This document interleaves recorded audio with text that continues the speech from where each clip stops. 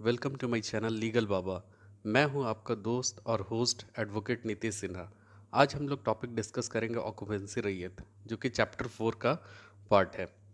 तो ऑक्यूपेंसी रैयत जो है वो जनरल फॉर्म में यहाँ पे हम लोग डिस्कस करेंगे इन अ जनरल वे। कौन है ऑक्यूपेंसी रैयत, कैसे कैसे ऑक्यूपेंसी रैयत होते हैं।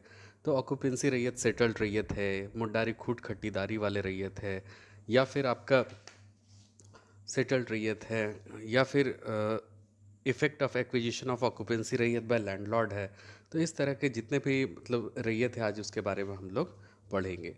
So now in general, continuance of existing occupancy rights. ठीक है, कैसे कंटिन्यूएंस हो रहा था ऑक्यूपेंसी, एग्जिस्टिंग जो ऑक्यूपेंसी राइट था उसका कंटिन्यूएंस जो हो रहा था, लगातार चल रहा था, वो कैसे था, चलिए हम लोग देखते हैं।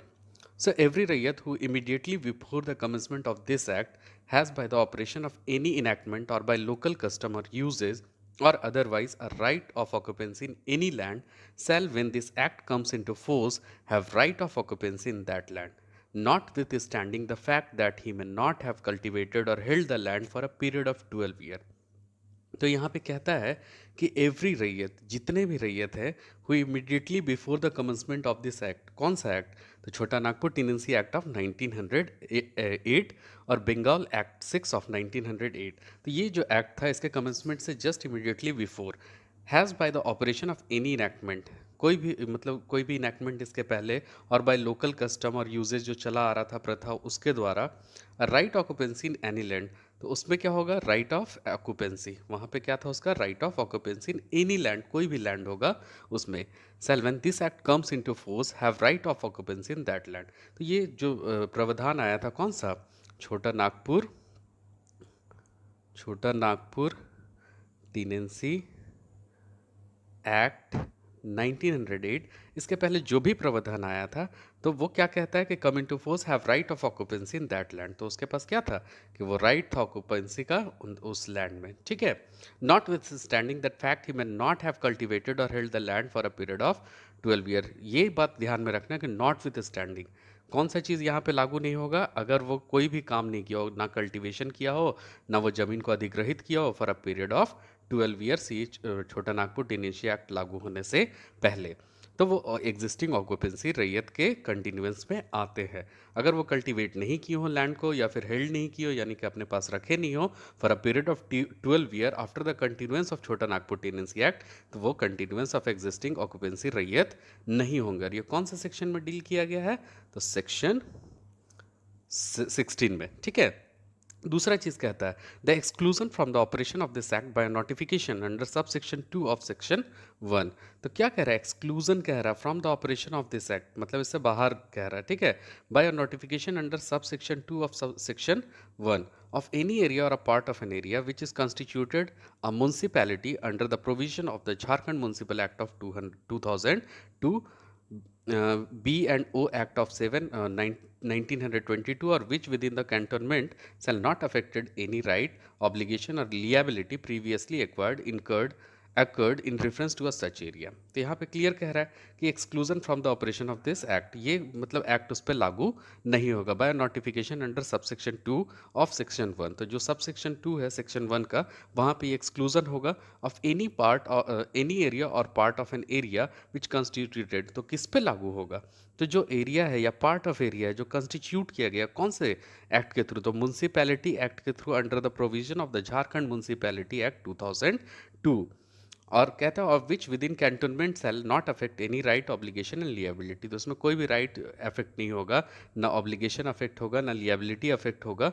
ये कोई भी राइट, ऑब्लिगेशन और लिएबिलिटी अफेक्ट नहीं होगा within the cantonment zone previously acquired, incurred और accrued in reference to such area. तो पहले उसके बारे में क्या होगा, एक्वायर्ड हुआ होगा, इनकर्ड हुआ होगा या एक्वर्ड हुआ होगा रेफरेंस टू सच एरिया। ठीक है, तो दो बात कह दिया कि जो भी रैयत है वो कंटिन्यूएंस होंगे, तो क्या होंगे कि वो लगातार क्या होंगे, इस एक्ट जो छोटा नागपुर टीनेंसी एक्ट 1908 जो है उसके लागू होने से पहले वो क्या किए होंगे, एक्वायर किए होंगे लैंड को लोकल कस्टम या यूजेस के थ्रू, या by the operation of any enactment, कोई भी इनैक्टमेंट हुआ होगा तो वो एग्जिस्टिंग ऑक्यूपेंसी रैयत होंगे।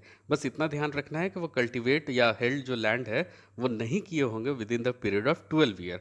और दूसरा चीज़ कहता है कि the exclusion from the operation of this act notification under sub section 2 of section one area part of any area constitute a municipality under the provision of Jharkhand municipal act of 2002। तो वहाँ पे भी ऑब्लिगेशंस ये कहता है कि अगर कोई भी यहाँ पे है तो वो क्या होगा, उस क्षेत्र से बाहर होगा।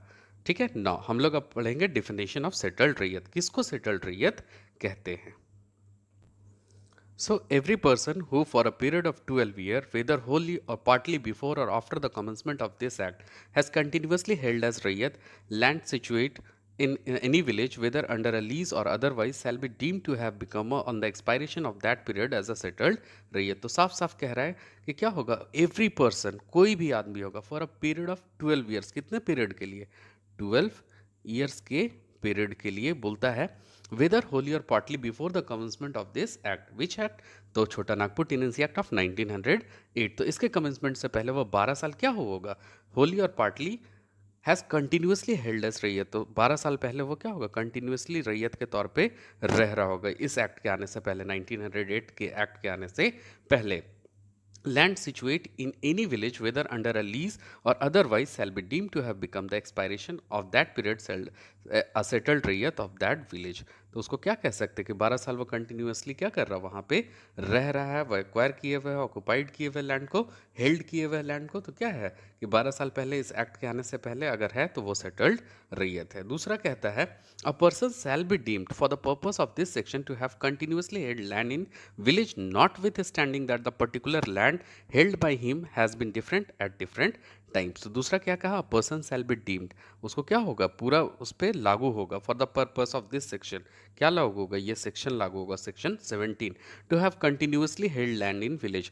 वो क्या करना चाहिए, कंटिन्यूअसली क्या करना चाहिए, वो जमीन को अधिग्रहित किया हुआ होगा, notwithstanding that the particular land held by him has been different at different times। तो एक चीज़ क्लियर कहता है कि बार बार जमीन बदला नहीं जा सकता, डिफरेंट टाइम्स में डिफरेंट डिफरेंट जमीन वो मतलब एक्वायर किया होगा। तो इस तरह से अगर कहेंगे तो क्या है कि वो particularly held by him has been different at different times, तो अलग अलग जमीन को वो अधिग्रहित किया होगा। तो ये भी एक तरह से सेटल्ड रैयत होंगे। ठीक है। तीसरा कहता है, person shall be deemed for the purpose of this section to be held as raiyat any land held as raiyat by a person whose heir is. तो अब क्या कहता है कि कोई भी पर्सन डीम्ड होगा, मतलब क्या होगा उसके लिए, मतलब अधिग्रहित होगा, लागू होगा, for the purpose of this section, section 17, to have held as a raiyat any land held as a raiyat by person whose heir is. तो अगर कोई रैयत होगा, उसी के पर्सन के कोई हायर होंगे, मतलब उनके कोई सगे संबंधी होंगे, तो वो भी एक सेटल्ड रैयत कहलाएंगे। Now land held by two और मोर कोसेरर्स, दो या दो से अधिक कोसेरर्स एक ही जमीन के होंगे, as a raiyat holding shall be deemed for the purpose of this section to have been held as raiyat by such co-sharer. तो अगर कोई कोसेरर होंगे और वही मतलब रैयत होंगे, तो क्या है, दोनों के बीच में वो लैंड का डिवीजन भी हो सकता है और वो रैयत ही कहलाते हैं, क्यों ना वो पार्टनर ही हों। A person shall continue to be settled rayat of a village as long as he holds any land rayat in that village for 3 years in thereafter। और क्या है कि फिर कहता है कि सेटल्ड रैयत कौन हो सकते हैं, तो जो जमीन को अधिग्रहित किए हो रैयत के तौर पर और 3 साल से लगातार उसके बाद रह रहे हो। फिर कहता है, इफ रैयत recovers position of land under section 71। तो आगे हम लोग देखेंगे सेक्शन 71 क्या है, बट अभी याद रखना है कि अगर कोई रैयत है रिकवर करता है पोजीशन, कहाँ से रिकवर किया, अंडर सेक्शन 71 से, मतलब किसी दूसरे से वो पोजीशन अपने पास में ले लिया, उसको अधिग्रहण कर लिया, बाय सूट। किसके द्वारा अधिग्रहण करेगा, तो सूट के द्वारा अधिग्रहण करेगा। He shall be deem to have continue to be a settled raiyat, तो वो सेटल्ड रैयत कहलाएगा, notwithstanding his having been of position for more than 3 years। तो एक चीज़ याद रखना होगा कि कम से कम 3 साल का पोजीशन होगा तभी वो सेटल्ड रैयत कहलाएगा। नॉट विथ स्टैंडिंग मतलब अगर वो नहीं होगा 3 साल का तो वो सेटल्ड रैयत नहीं कहलाएगा। फिर सेटल्ड रैयत किसको कहते हैं? So, if any suit or proceedings it is proved or admitted that a person holds any land as a rayat, it shall as between him and landlord under whom he holds the land। तो कहता है इन suit और proceedings, कोई court में suit है, कोई proceedings है, तो इट इज प्रूव्ड और एडमिटेड, या तो वो प्रूफ हो चुका है या तो एडमिट हो चुका है कोर्ट में। ठीक है, किसके द्वारा, सूट के द्वारा या प्रोसीडिंग्स के द्वारा, that a person holds any land as a raiyat. तो वो पर्सन क्या कर रहा है, रैयत के तौर पर एक जमीन को अधिग्रहित किए हुए। It shall as between him and the landlord under whom he holds the land by presumed for the purpose of this section until the contrary is proved or admitted। तो अगर वो क्या है कि अगर वो मतलब जो रैयत है वो किसके किसके बीच में, between him and the landlord, under whom he holds the land, तो लैंडलॉर्ड के अंडर में ही क्या करेगा, लैंड को होल्ड करेगा। Be presumed the for the purpose of this section until the contrary is proved और admitted that it was 12 year continuously held the land as sub part of the raiyat. तो वो खाली इतना प्रूफ करना है कि 12 साल से वो कंटिन्यूअसली रैयत के तौर पर रह रहा है। किसके पहले, तो ये जो सेक्शन था छोटा नागपुर टेनेंसी एक्ट 1908 जो है उसके लागू होने से 12 साल पहले से वो कंटिन्यूस कर रहा है, तो उसी को कहेंगे एज अ सेटल्ड रैयत। तो ये 7 पॉइंट है जिसमें एक सेटल्ड रैयत का डेफिनेशन आता है कि किसको किसको हम सेटल्ड रैयत कह सकते हैं। तो सबसे पहले तो आपने देख लिया कि 12 साल से जो पहले अधिग्रहित किया हुआ वो, लेकिन 3 साल से भी अगर एज अ सेटल्ड रैयत रह रहा है तो उसको भी हम लोग सेटल्ड रैयत मानते हैं। तो ये 7 से मतलब 17 का पार्ट 7 में जितना भी 1 2 3 4 5 6 7 ये डेफिनेशन जो बात करता है वो सेटल्ड रैयत के बारे में बात करता है। Now next, now section 18 deal करता है Bhuinhars and Mundari khunt kattidars to be settled raiyat in certain cases. तो कौन होगा, भुनियार्स एंड मुंडारी खुट खट्टीदार्स, ये दोनों होंगे to be settled raiyat in certain cases. कुछ कुछ केसेस में इनको भी क्या कहते हैं, सेटल्ड रैयत्स कहते हैं। सो द फॉलोइंग क्लासेस और person shall be deemed to be settled rayats for the purpose of this act in regard to the land in their village which they cultivate as rayats other than their own bhunyars or mundari khutkhati-dari land and other landlord privileged land such as defined in section 18 and the provision of the subsection 3 to 6 of section 17 shall apply to such person as if they were rayats namely। तो यहाँ पे एक चीज clear करता है कि following classes, कौन से क्लासेस ऑफ पर्सन को कहते हैं डीम टू बी सेटल्ड रैयत, किसको कहेंगे, कौन से क्लासेस के पर्सन को सेटल्ड रैयत कहेंगे इस पर्पस ऑफ दिस एक्ट। कौन से एक्ट का, सेक्शन 18 के एक्ट का, ठीक है। नाउ तो इसमें क्या था, for the purpose of this act in regard to the land in their village with the cultivate as raiyat, तो वो लैंड को क्या करेंगे, वो अपने विलेज में कल्टिवेट करेंगे। क्या करेंगे, कल्टिवेट, किसके थ्रू, एज अ रैयत, अपने आप को रैयत मानकर उसको कल्टिवेट करेंगे। अदर देन ओन भुनियार्स और मुंडारी खुटखट्टीदारी लैंड, तो अपने भुनियार को छोड़कर या मुंडारी खुटखट्टीदारी लैंड को छोड़कर and other landlord privilege lands, जो भी लैंडलॉर्ड के अंदर में प्रिविलेज लैंड्स आते हैं उसको छोड़कर, कौन कौन से जो डिफाइन किए हुए सेक्शन 18 में, सेक्शन 18 में जितने भी लैंड डिफाइन किए हुए वो कौन कौन से थे, भुनियारी के लैंड थे, मुंडारी खुट खट्टीदारी के लैंड थे, लैंडलॉर्ड प्रिविलेज लैंड थे, जो कि उसको छोड़कर जितने भी लैंड थे उसमें क्या कर रहे थे, ये लोग कल्टिवेट कर रहे थे एज अ रैयत। And the provision of the sub section 3 to 6 of section 17, तो एक सेक्शन 18 का और सेक्शन 17 का shall apply to such person if they were raiyat. तो कौन कौन से सेक्शन अप्लाई होंगे, सेक्शन 17 अप्लाई होगा, सेक्शन 18 अप्लाई होगा अगर वो क्या होगा, भुनियार और मुंडारी खुट खट्टीदारी होंगे टू बी अ सेटल्ड रैयत उनको मानने के लिए। तो क्या क्या प्रावधान है, चलिए हम लोग देखते हैं। तो पहला कहता है where any land in village other than the land known as manjhihas और बेतिकंस is entered of any registered prepared and conferred under the Chota Nagpur tenures act 1869। तो अब एक चीज कहता है कि कोई भी लैंड और विलेज, कोई भी लैंड होगा या विलेज होगा, ठीक है, other than land known as manjhihas, तो कोई भी लैंड होगा मांझीन्स छोड़कर, तो is entered in any registered prepared, तो वो क्या होगा, कोई भी रजिस्टर्ड प्रिपेयर्ड होगा या कंफर्म्ड होगा, किसके अंतर्गत, under the Chota Nagpur tenures act of 1869। पहले क्या है, जब छोटा नागपुर टेनेंसी एक्ट ऑफ 1908 आया था तो उसके पहले कौन सा लागू था, छोटा नागपुर टेन्योर्स एक्ट 1869। तो उसके अंदर अंतर्गत कोई रजिस्टर्ड प्रिपेयर्ड हुआ होगा या कंफर्म्ड हुआ होगा, तो उस लैंड में जो विलेज वहाँ पे आते हैं, कहता है all members of Bhuinhari family who hold have 12 years continuously held land in such village. तो जितने भी भुनियारी फैमिली है अगर वो 12 साल से इस एक्ट के आने से पहले क्या होंगे, अगर जमीन को अधिग्रहित करेंगे तो वो क्या होंगे, सेटल्ड रैयत होंगे। तो भुनियारी खुट खट्टीदारी छोड़कर अगर छोटा नागपुर टेन्योर्स एक्ट 1869 के पहले क्या होगा, होल्ड करेंगे वो लैंड को 12 ईयर कंटिन्यूसली वो होल्ड करेंगे उस सच विलेज में, उस वैसे विलेज में, तो वो क्या होंगे, एक सेटल्ड रैयत होंगे। दूसरा कहता है where any village contains land not forming part of Mundari khunt kattidari, तो कोई भी ऐसा विलेज जहाँ पे कोई लैंड क्या होगा, फार्मिंग के लिए नहीं कॉन्टेंट करेगा, मतलब उसके लिए अधिग्रहित नहीं होगा, मुंडारी खुट खट्टीदारी टेनेंसी में, ठीक है, किसमें, तो मुंडारी खुट खट्टीदारी टेनेंसी में, and an entry of Mundari khunt kattidari of Mundari khunt kattidars in such village has been made any record of right as a finally published under this act और under any law in force before the commencement of this act, all male members of Mundari Khut Khatidari family who hold and have 12 year continuously held land in such village। तो पहले भी हम बताए थे कि वहाँ पे क्या चल रहे थे मुंडारी खुट खट्टीदारी में, जो मेल हायर्स हो रहे थे, वहाँ पे क्या हो रहे थे, जितने भी मेल मेंबर्स थे उसी के लिए ये काम हो रहा था, ठीक है। सो कहता है कि वहाँ पे क्या है, मुंडारी खुट खट्टीदारी या मुंडारी खुट खट्टीदार्स थे उस वैसे विलेज का, has been made any record of rights. तो अगर कोई रिकॉर्ड ऑफ राइट्स उसका वहाँ पे प्रिपेयर्ड हुआ होगा या पब्लिश्ड हुआ होगा अंडर दिस एक्ट और under any law in force, कोई भी इस एक्ट के थ्रू या कोई भी एनी लॉ इन फोर्स, मतलब कोई उस समय कोई लागू होगा लॉ उसके through, before the commencement of this act. कौन सा एक्ट, तो छोटा नागपुर टेनेंसी एक्ट ऑफ 1908, उसके लागू होने से पहले, of any Mundari khunt kattidari family who hold and have 12 year continuously held land. तो वो क्या करेगा, वो लैंड को होल्ड करेगा और 12 साल कंटिन्यूसली उसमें क्या होगा, रहेगा इन लैंड इन सच विलेज, तो वो क्या होंगे, सेटल्ड रैयत होंगे। तो हम लोग क्या देखें कि सेक्शन 18 में जितना भी चीज़ है वो प्रावधान था, वो किसके बारे में बात कर रहा था, कि मुंडारी खुट खट्टीदारी या फिर क्या बोलते हैं, जितने भी वो सेटल्ड रैयत थे मुंडारी खुट खट्टीदारी के लोग या फिर मुंडारी खुट खट्टीदार्स, ठीक है। तो ये सेक्शन 18 में डील किया गया, किस में डील किया गया, सेक्शन 18 में, ठीक है। अब हम लोग बात करेंगे सेक्शन 19 का।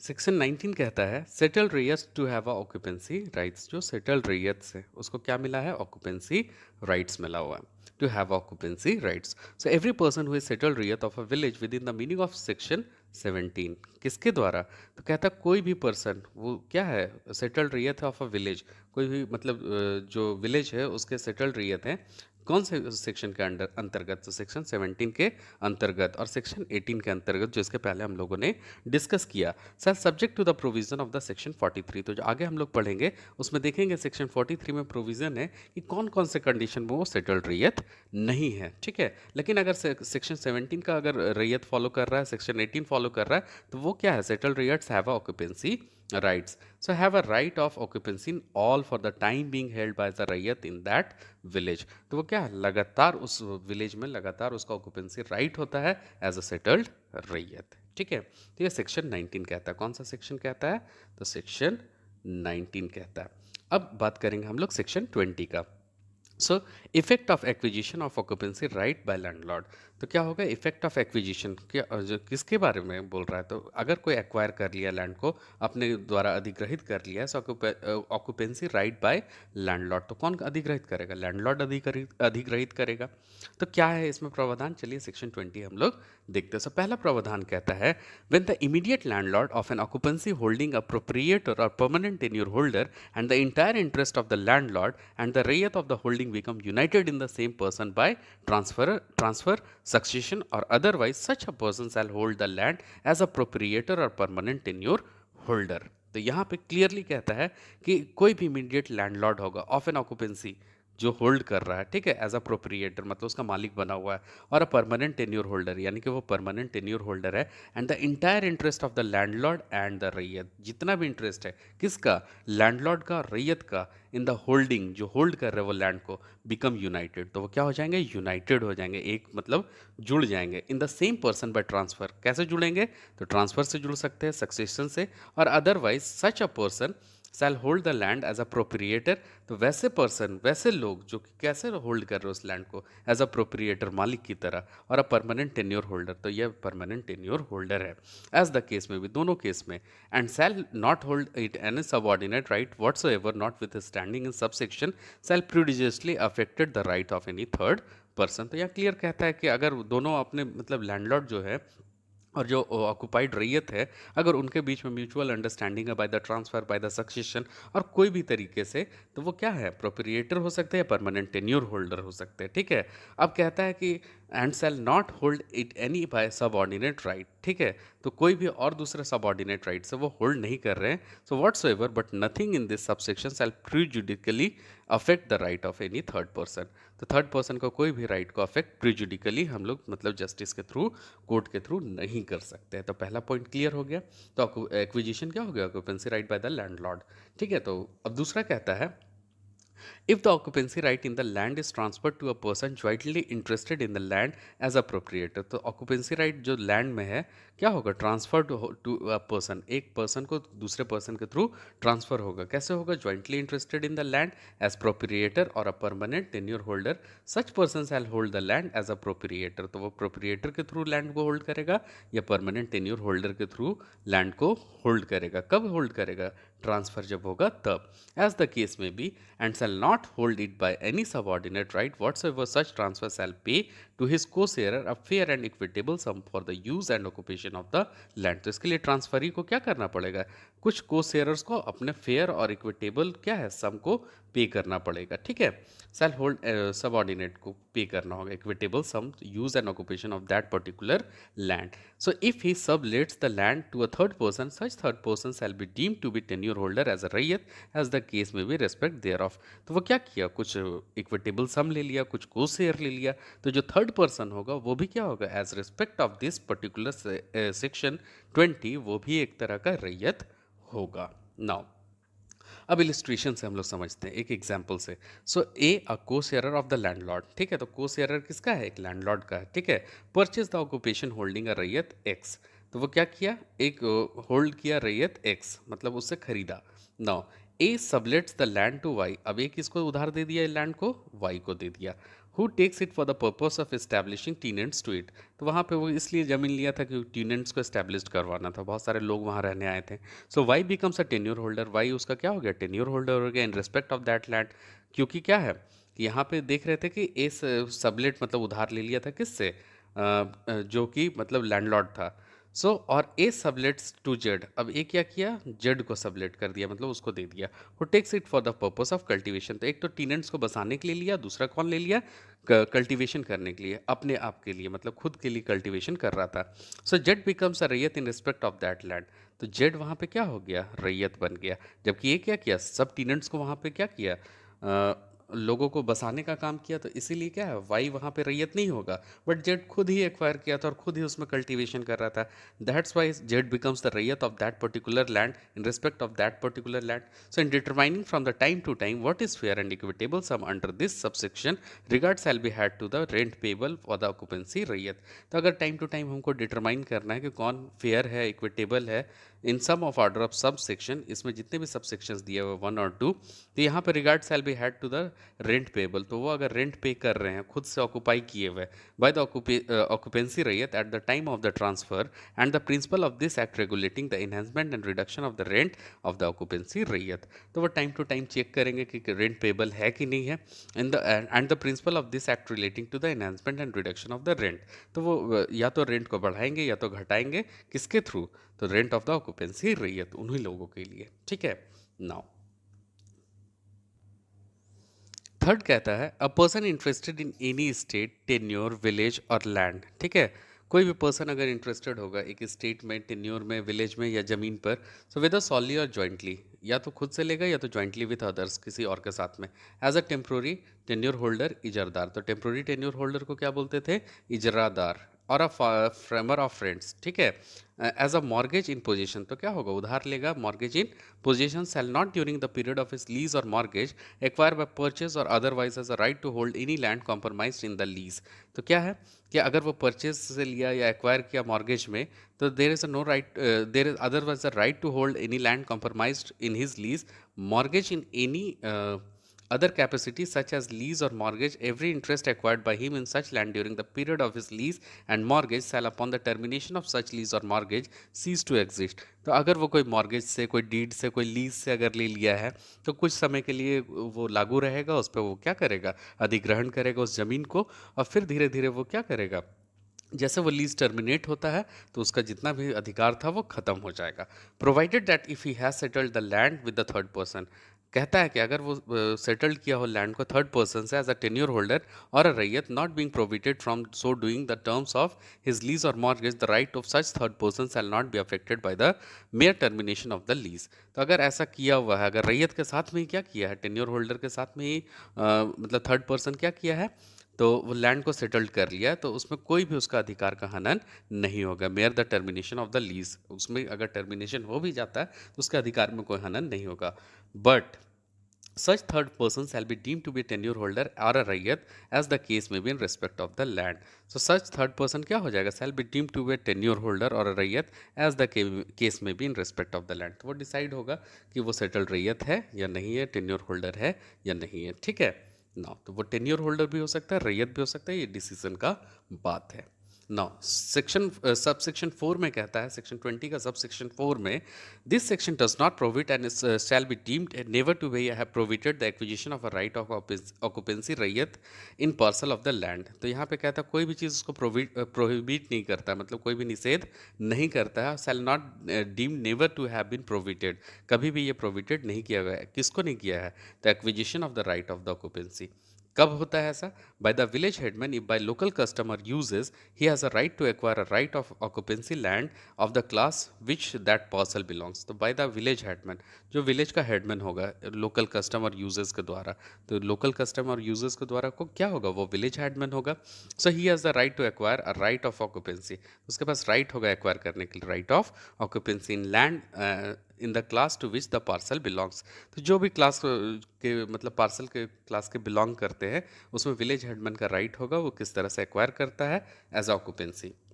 नाउ दूसरा कहता है बाय टेम्प्रोरी टेन्योर होल्डर। तो एक तो विलेज हेडमैन का राइट हो गया, दूसरा किसका हो गया? Temporary tenure holder who before becoming such was himself resident cultivator of the village. तो वो जो ये टेम्प्रोरी टेन्योर होल्डर था वहाँ पे क्या कर रहा था? कल्टीवेटर का काम कर रहा था उस पर्टिकुलर विलेज में। If such parcel has been converted by him to a korkar और has been acquired by him in succession और इनहेरिटेंस। तो वो क्या कर दिया, उस पार्सल ऑफ लैंड को वो कन्वर्ट कर दिया किस में?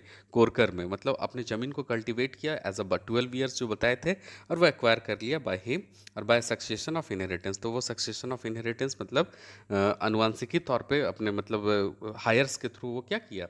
एक्वायर कर लिया उस जमीन को। नाउ अब इसका एक्सप्लेनेशन क्या कहता है? So a person having a right of occupancy in land does not lose it by subsequently become jointly interested in the land as a proprietor or permanent tenure holder or by subsequently holding the land as ijra or a farm of a temporary tenure holder or mortgage। तो कहता है person having a right of occupancy, कोई भी person है उसका right of occupancy in land, उस particular land में does not lose, वो लूज नहीं होगा it by subsequently becoming jointly interested in the land as a proprietor और परमानेंट टेन्योर होल्डर। तो अगर वो ज्वाइंटली उस लैंड में प्रोप्रिएटर होगा या परमानेंट टेन्योर होल्डर होगा और by subsequently holding the land as ijara, तो इजरा के थ्रू वो लैंड को होल्ड करेगा और form as a temporary tenure holder और मॉर्गेज। तो बताए थे कि मॉर्गेज और क्या है उसके थ्रू भी होल्ड करेगा, तो क्या होगा कि वो यहाँ पे टेन्योर होल्डर कहलाएगा as a settled occupancy raiyat. तो आज हम लोगों ने क्या बात किया कि section 16 continuous of existing of occupancy rights. Section 16 में हम लोगों ने क्या देखा? Continuous of existing of occupancy rights. Section 17 में देखा definition of settled raiyats. Section 18 में देखा Bhuinhars and Mundari khuntkattidars to be settled raiyats in certain cases. Section 19 में देखा settled raiyat to occupancy rights. और सेक्शन 20 में देखा effect of acquisition of occupancy right bye landlords. तो हम लोगों ने आज कवर किया सेक्शन 16 टू सेक्शन 20। अगर आप लोगों को समझ आ गया, if you like my videos, if you understand my videos, please like and share and subscribe my channel. Thank you.